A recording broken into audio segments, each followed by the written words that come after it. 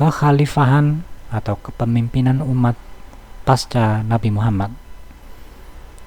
Sunni dan Syiah, akar perbedaannya sudah berawal dari masalah yang paling awal sekali ini dalam umat Islam, yaitu kekhalifahan sepeninggal Nabi Muhammad.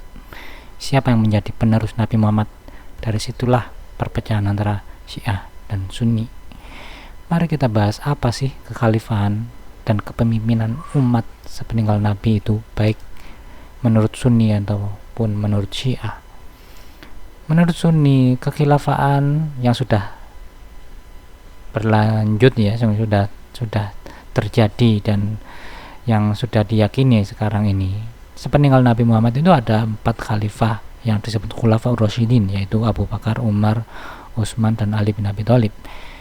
Itu menurut Sunni. Mereka adalah pemimpin-pemimpin sepeninggal Nabi yang silih berganti yang harus kita ikuti. Mereka sahabat-sahabat tertinggi Nabi yang menjadi pemimpin kita sepeninggal Nabi, itu menurut Sunni. Menurut Syiah, tidak. Kekhalifahan atau kepemimpinan umat atau imamah, yang Syiah menyebutnya sebagai imamah, para imam, mereka bukanlah 4 orang itu, tapi imam-imam yang mereka sudah ditentukan oleh Rasulullah siapa mereka. Sedangkan di Sunni, kepemimpinan itu ditentukan dan dipilih oleh umat Islam sendiri. Umat Islam berkumpul bermusyawarah menentukan siapa pemimpin umat sepeninggal Nabi. Jadi landasan kekhalifahan dalam Sunni adalah musyawarah.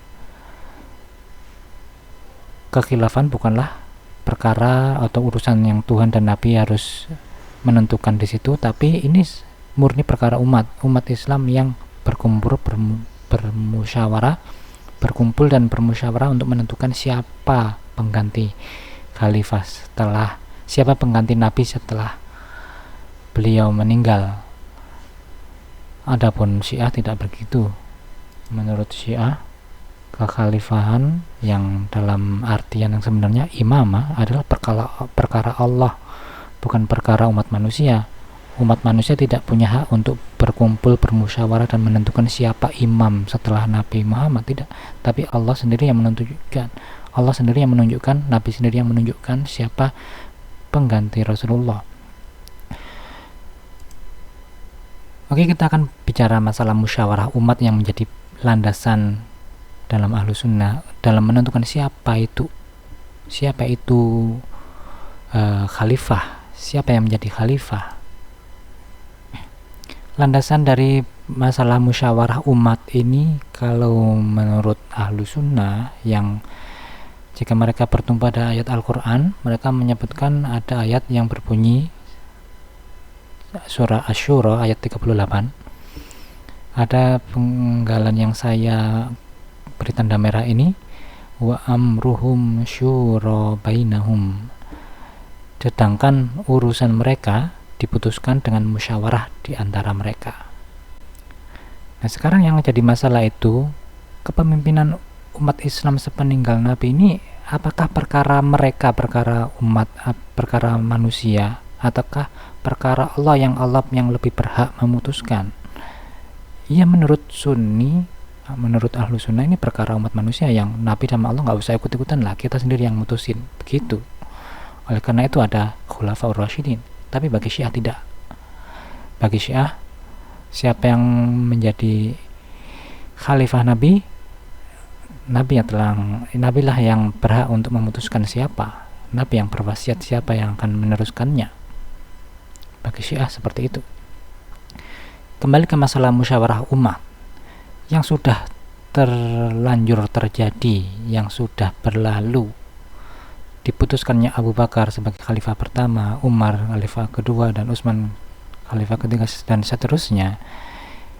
Kalau kita merujuk ke awal kali terjadinya musyawarah dalam menentukan siapa pengganti Nabi Muhammad, yang mana terus hasilnya adalah Abu Bakar adalah penerus Nabi Muhammad, itu kalau mau kita telusur, kita akan menemukan yang namanya musyawarah di Bani Saqifah Bani Sa'idah, peristiwa Saqifah Bani Sa'idah.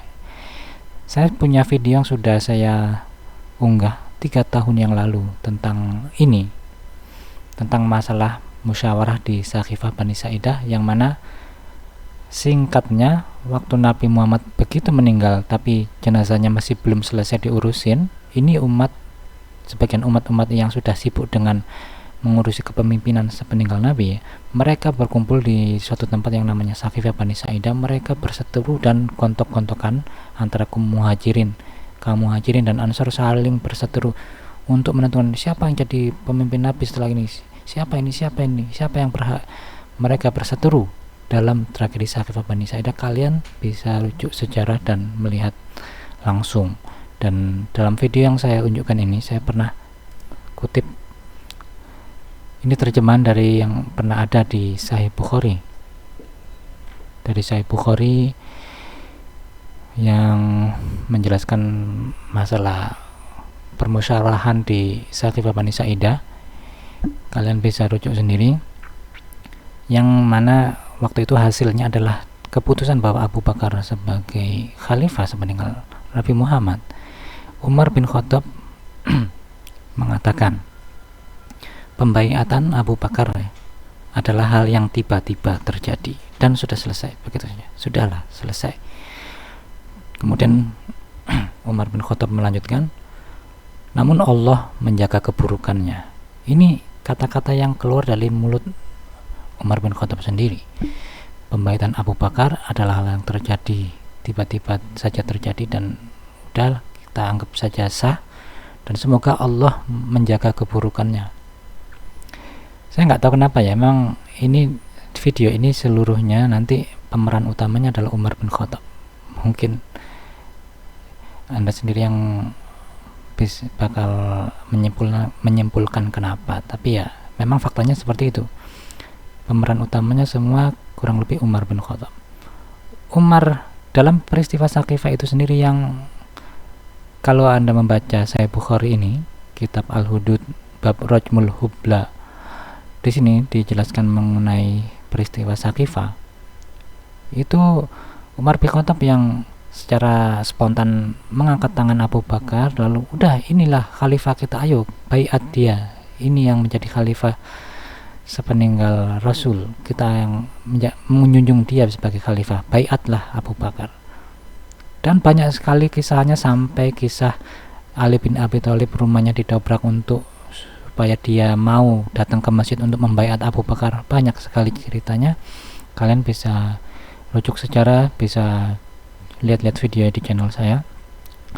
Dan intinya kalau yang di masalah Saqifah ini, Umar bin Khattab sendiri mengaku kalau pembaiatan Abu Bakar itu adalah hal yang tiba-tiba terjadi, suatu musyawarah yang terjadi penuh keributan, dan udahlah tiba-tiba aja diputuskan Abu Bakar yang menjadi khalifah, dan Umar berharap Allah menjaga keburukannya.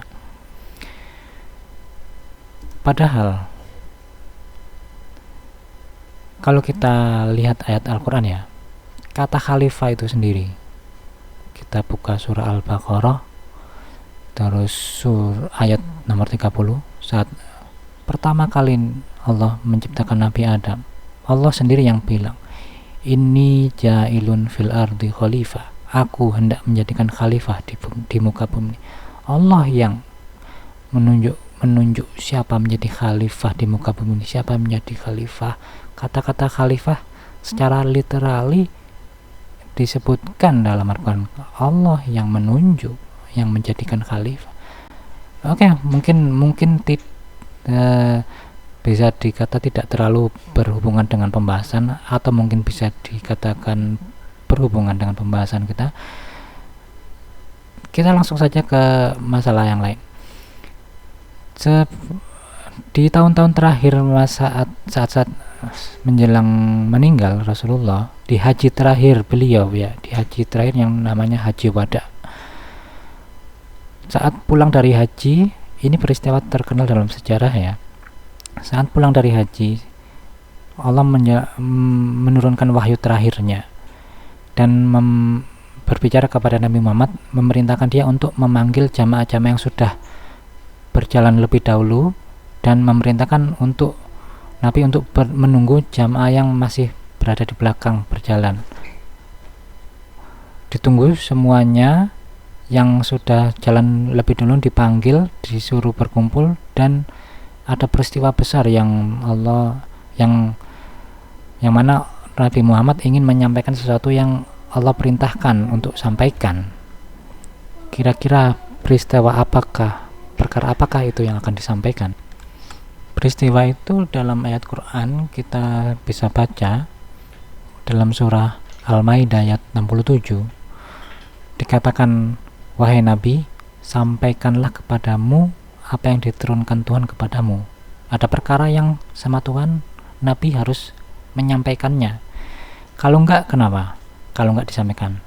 Jika engkau tidak melakukan apa yang diperintahkan itu, berarti engkau tidak menyampaikan risalahnya. Begitu penting perkara ini, kalau tidak disampaikan oleh Nabi, artinya risalah Nabi sia-sia. Lalu apa itu yang disampaikan Nabi? Nah, disebutkan.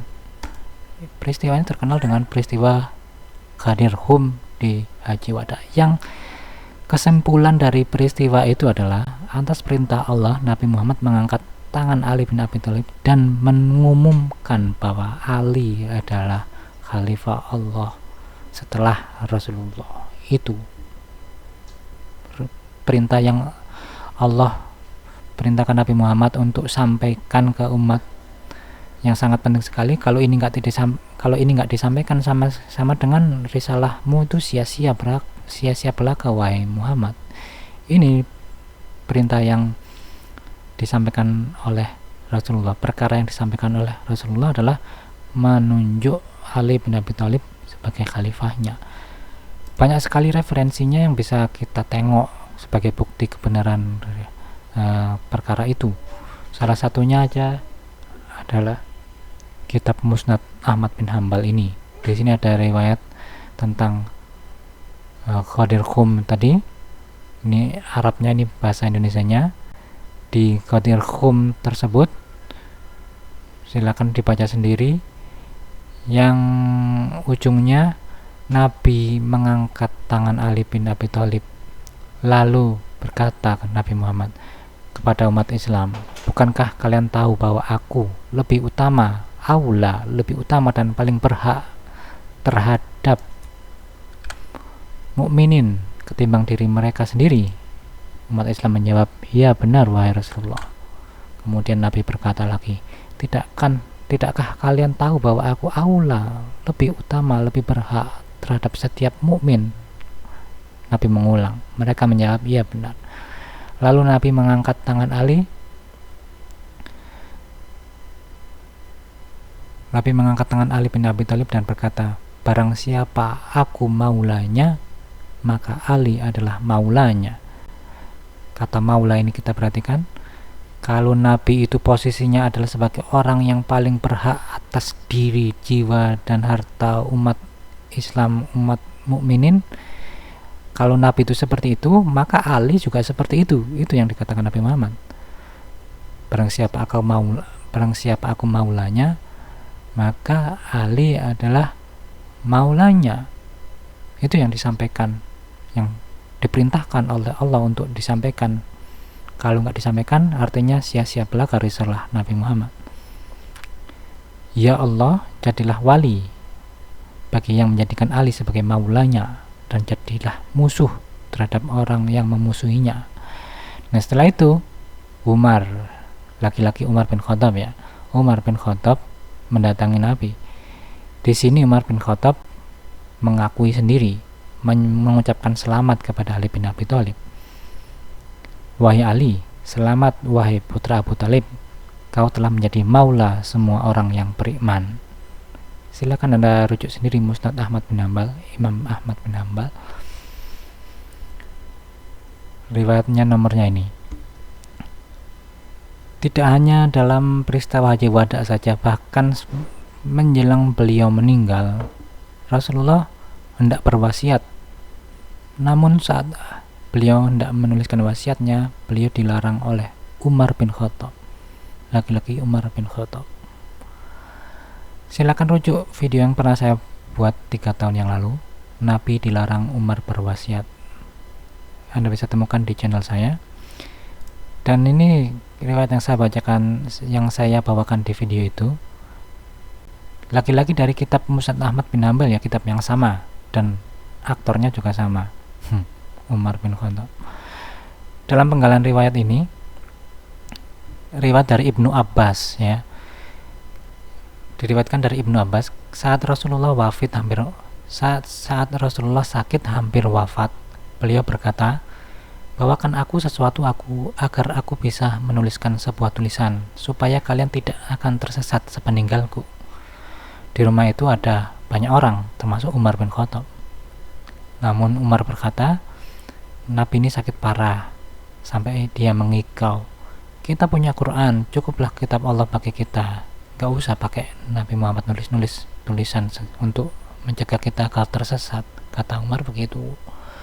Kemudian orang-orang ribut. Sebagian ada yang meminta agar Rasulullah dibiarkan menulis tulisannya, sebagian mengatakan apa yang dikatakan Umar. Ada dua kubu di situ. Biar Nabi nulis apa yang ditulis, kita biar tahu. Ada sebagian lain bilang, biarkan, gak usah lah, kita punya kitab Allah. Mereka mengulang apa yang dikatakan Umar. Akhirnya keributan itu semakin pelik, semakin sengit, dan Rasulullah kesal lalu berkata, pergilah kalian semua dari sisiku. Lalu Ibnu Abbas berkata, sungguh bencana besar saat Rasulullah dihalangi menulis. Ya, inilah, wahai saudara-saudara sekalian, bencana itu adalah bencana adanya perpecahan Sunni dan Syiah. Siapa pencipta bencana itu?